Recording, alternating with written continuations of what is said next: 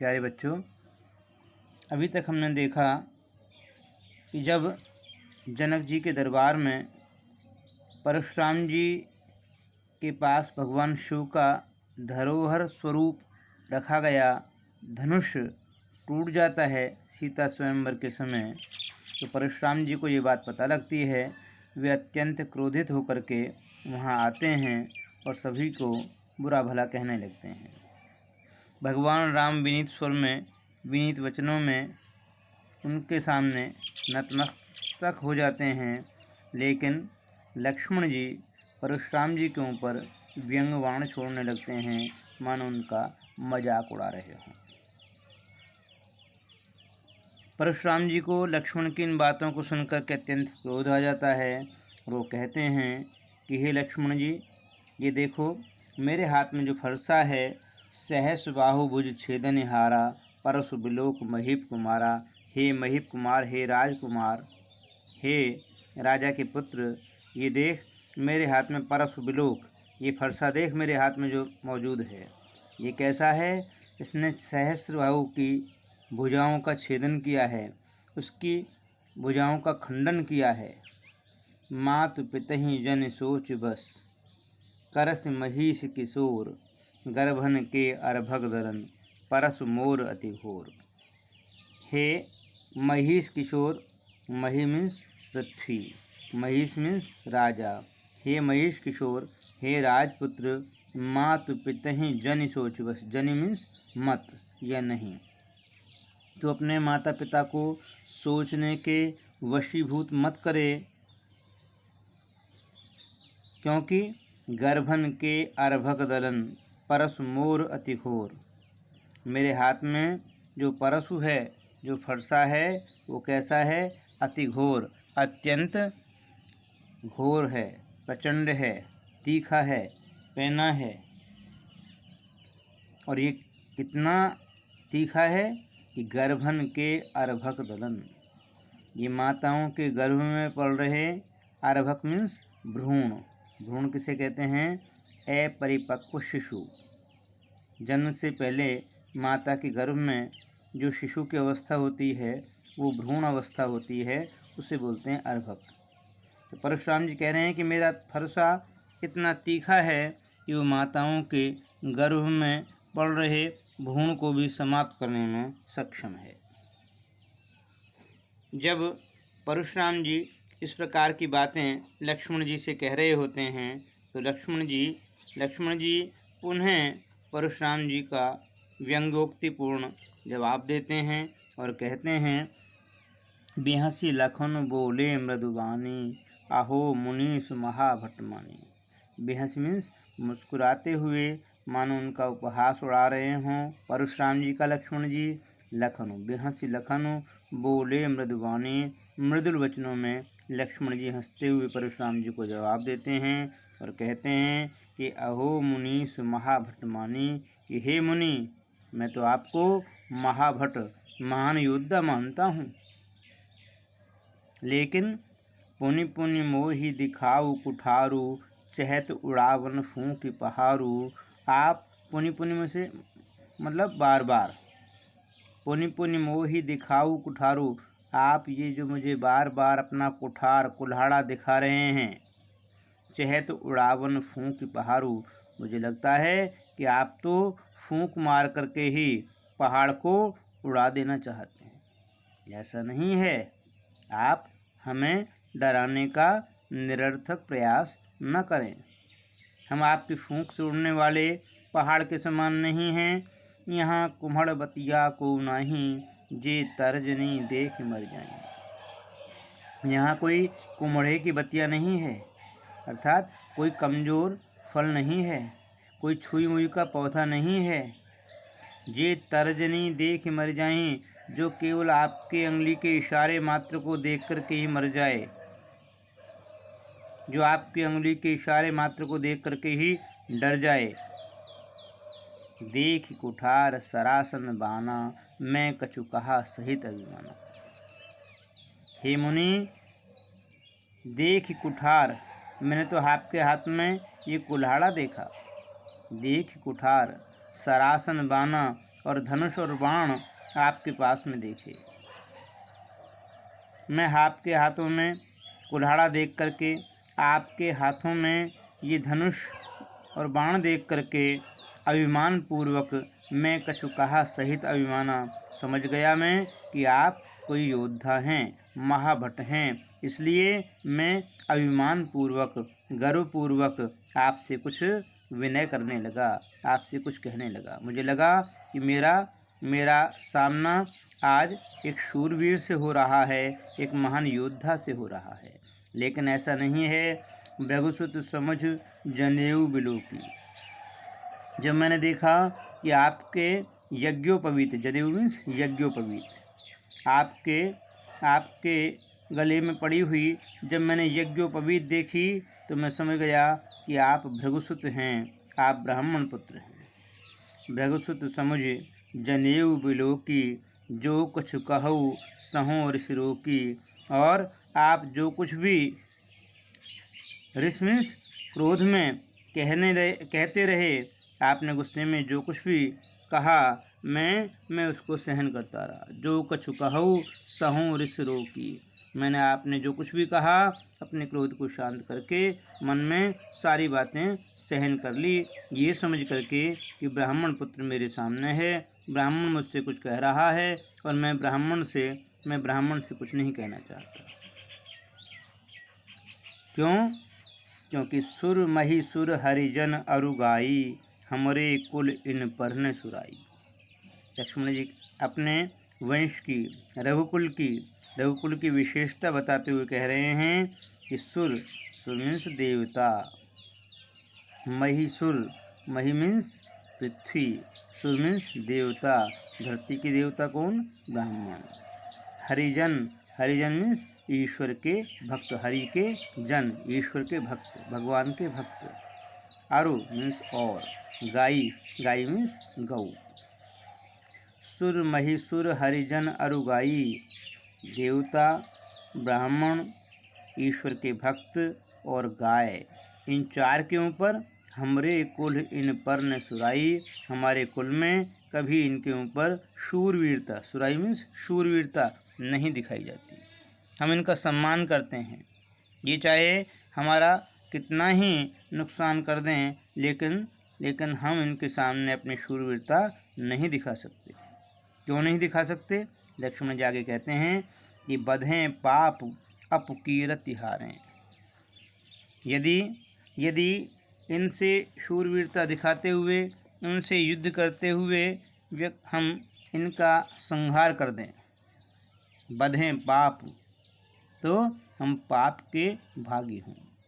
इनका वध कर देने पर पाप लगता है। इनका वध कर देने पर देवताओं का, ब्राह्मणों का, ईश्वर के भक्त का और गाय का। बधें पाप, इनका वध कर देने पर पाप मिलता है। और अपकीर्ति हारें, और यदि इनसे युद्ध किया जाए और हार जाएं तो अपकीर्ति मिलती है, अपयश मिलता है।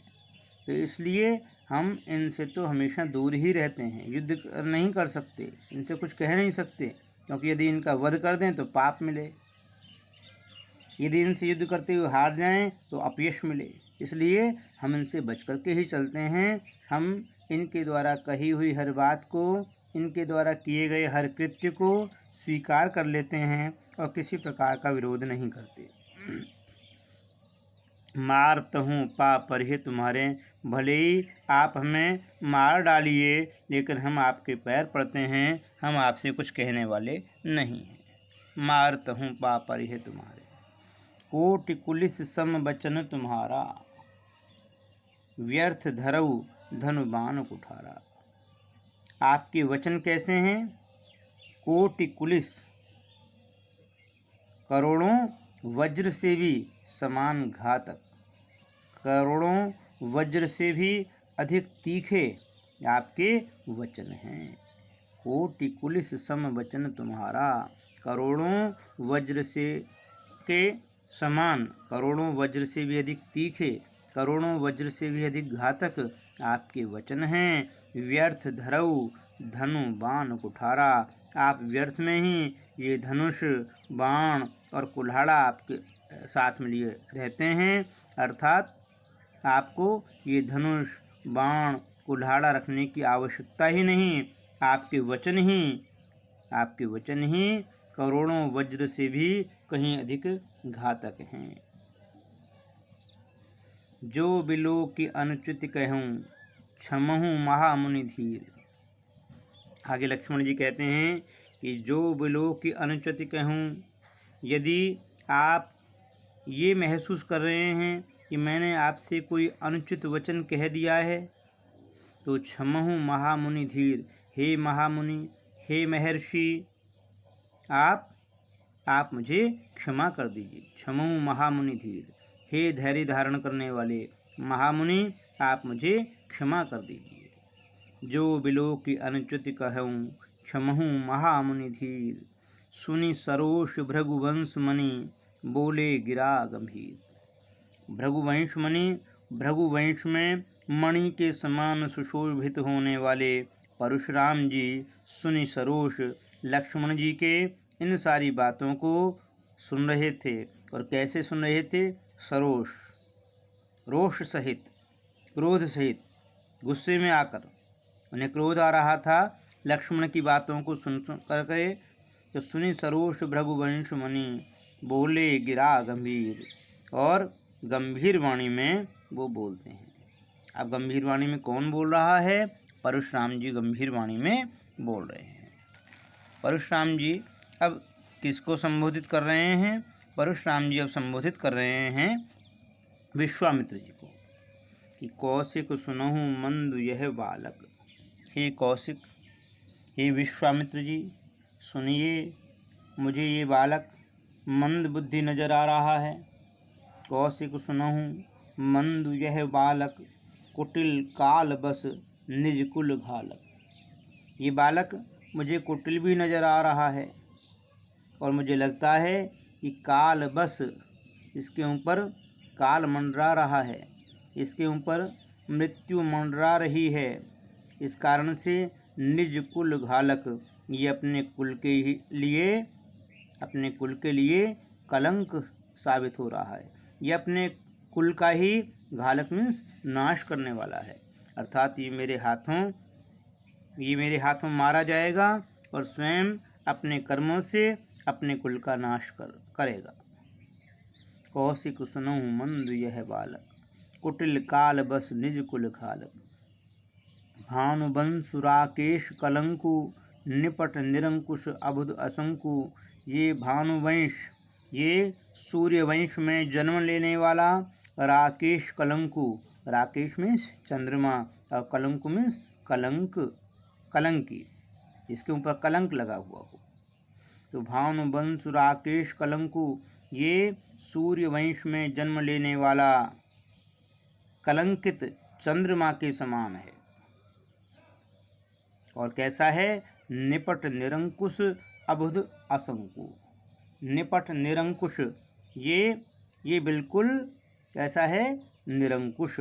निरंकुश मीन्स अंकुश रहित, इसके ऊपर किसी का अंकुश नहीं है, अर्थात ये उद्दंड है। निपट निरंकुश, ये बिल्कुल उद्दंड है। अबुध मीन्स मूर्ख, और ये बुद्धिहीन है, ये मूर्ख भी है।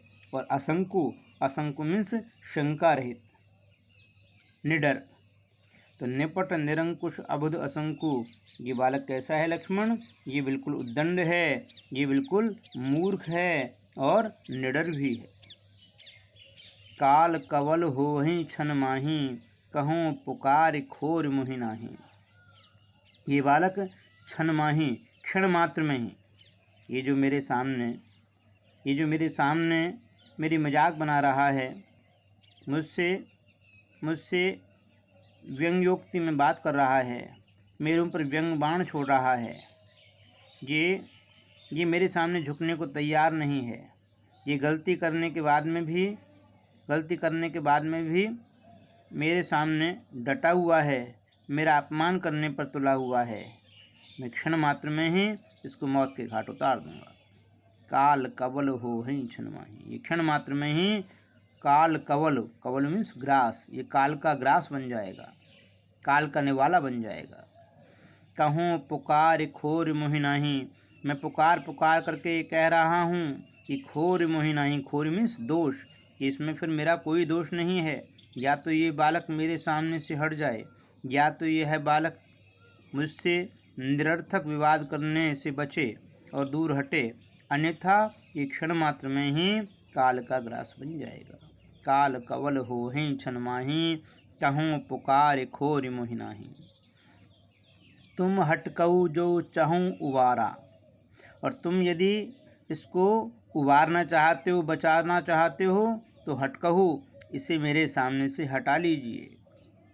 कही प्रताप बल रोष हमारा, और इसे मेरे प्रताप के विषय में, मेरी ताकत, मेरी शक्ति के विषय में, मेरे बल के विषय में और मेरे क्रोध के विषय में बता दीजिए कि मैं कैसा प्रतापी हूँ, कितना क्रोधी हूँ और कितना शक्तिशाली हूँ।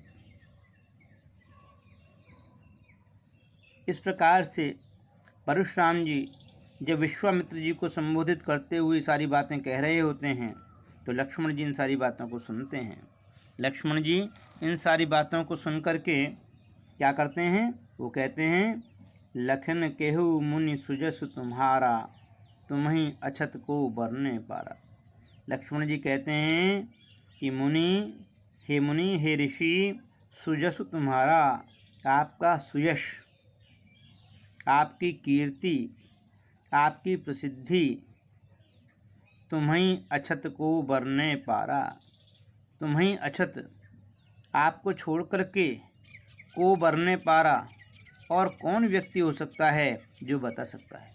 अर्थात आप स्वयं ही अपने विषय में जितना बता सकते हैं, दूसरा आपके विषय में इतना नहीं बता सकता। आप अपनी महानता, अपनी वीरता, अपने पराक्रम, अपने क्रोध के विषय में जो कुछ बता रहे हैं, तुम्हीं अछत को बरने पारा, आपको छोड़ करके और कौन ऐसा व्यक्ति है जो आपके विषय में इतना कुछ बता सके? अपने मुँह तुम आपनी करनी, आप बहुत देर से अपने मुँह से ही अपने स्वयं की प्रशंसा करते आ रहे हो। अपने स्वयं के विषय में, अपने स्वयं की महानता के विषय में, अपने प्रताप, बल और क्रोध के विषय में बताते आ रहे हो। बार अनेक भांति बहुवर्णी, और अनेक प्रकार से आप उसका वर्णन कर रहे हैं। नहीं संतोष तब पुनि कछु कहऊ, यदि इस सब के बावजूद भी आपको संतोष नहीं है, आपका मन शांत नहीं है, तो पुनि कछु कहू, तो और जो कुछ भी कहना चाहते हैं वह हमसे कह लीजिए। जन ऋषि रोक दुसह दुख सहु, जन मीन्स नहीं या मत। जन ऋषि रोक, अपने ऋष को, अपने क्रोध को मत रोकिए। जन ऋषि रोक, अपने क्रोध को मत रोकिए। दुसह दुख सहु, और जो दुस्सह, जो सहनीय नहीं है दुख, उसको सहने की आवश्यकता नहीं है। अर्थात आप अपने क्रोध को रोक करके दुख सहने की आवश्यकता नहीं है। यदि आपको और कुछ कहना है तो और कुछ भी कह लीजिए। वीर व्रती तुम धीर अछोभा, गारी देत न पावहु शोभा। आप वीर व्रती हैं, वीरता के व्रत को धारण करने वाले हैं। तुम धीर और धैर्यवान हैं। अछोभा, अछोभा मीन्स क्षोभ रहित हैं। आपको किसी काम में दुख नहीं होता, क्षोभ नहीं होता। वीर व्रती तुम धीर अछोभा, आप वीर हैं, आप धैर्यवान हैं और आप क्षोभ रहित हैं। गारी देत न पावहु शोभा, आप इस प्रकार से जो हमें गालियां दे रहे हैं, ये आपको शोभा नहीं देता। लक्ष्मण जी इस प्रकार की बातों को कह करके परशुराम जी की क्रोधाग्नि को और बढ़ाने का काम कर रहे हैं। लक्ष्मण जी आगे परशुराम जी से फिर कहते हैं कि सूर समर करनी करहीं, कही न जनावहीं आप, विद्यमान रण पाई रिपु, कायर कथई प्रताप। जो शूरवीर लोग होते हैं, समर मीन्स युद्ध भूमि में, करनी करहीं, शूरवीर लोग युद्ध भूमि में जाकर के अपने पौरुष से, अपने कार्य से, अपने युद्ध कौशल से अपने आप को श्रेष्ठ साबित करते हैं। कहीं न जना वहीं आप, वहाँ कुछ कह करके, अर्थात वहाँ कुछ बोल करके अपने आप को श्रेष्ठ साबित नहीं करते। सूर समर करने करहीं, कहीं न जनावहीं आप। जो शूरवीर लोग होते हैं, युद्ध भूमि में जाकर के वहाँ अपने कर्म के द्वारा, अपने कार्य के द्वारा, अपने पुरुषार्थ के द्वारा, अपने युद्ध कौशल के द्वारा अपनी वीरता साबित करते हैं। कहीं न जनावहीं आप। वहाँ युद्ध भूमि में शत्रु को सामने देख करके वो अपने डींगे नहीं हाँकते, केवल बातों से अपने आप की वीरता साबित नहीं करते। विद्यमान रण पाई रिपु, कायर कथयु प्रताप। और जो कायर व्यक्ति होते हैं, कायर की क्या पहचान है कि विद्यमान रण पाई रिपु, वो रणभूमि में रिपु मीन्स दुश्मन को अपने सामने पा करके कायर कथयु प्रताप, वो केवल अपने प्रताप का, अपने यश का, अपनी बहादुरी का, अपने बल का वर्णन करने लगते हैं। वो मौखिक रूप से अपने आप को शूरवीर साबित करने की कोशिश करते हैं, लेकिन जो शूरवीर होते हैं वो युद्ध भूमि में अपने युद्ध कौशल से ही अपने आप को श्रेष्ठ साबित करते हैं। इस प्रकार की बातों को कह कह करके लक्ष्मण जी बार बार परशुराम जी का क्रोध बढ़ाने का कार्य कर रहे हैं।